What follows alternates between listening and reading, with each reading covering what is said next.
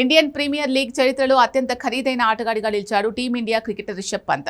IPL 2025 mega వేలంలో ఈ left hand బ్యాటర్ను లక్నో సూపర్ జైంట్స్ 27 కోట్ల భారీ ధరకు కొనుగోలు చేసింది. అలా 2 ఏళ్ల పాటు ఈ క్యాష్ రిచెస్ట్ లీగ్ లో అత్యధిక ధర సొంతం చేసుకున్న ప్లేయర్ గా ఉన్న పంత్ను ఎల్ఎస్సీ ఫ్రాంచైజీని వీడతాడని వార్తలు వస్తున్నాయి. అంతేకాక అతడి జీతంలో కూడా భారీ కోత పడనున్నట్లు సమాచారం. నివేదిక ప్రకారం Delhi Capitals Lucknow Super Giants తో ఒక ట్రేడ్ ను ప్రారంభించింది. ఆ ఒప్పందం ప్రకారం ఢిల్లీ క్యాపిటల్స్ కు పంత్ తిరిగి వస్తాడు. అతడు 2025కు ముందు వరకు ఢిల్లీ జట్టుకు ప్రాతినిధ్యం వహించాడు. మరోవైపు ఈ ట్రేడ్ లో భాగంగా కుల్దీప్ యాదవ్ లక్నోకు వెళ్తాడు.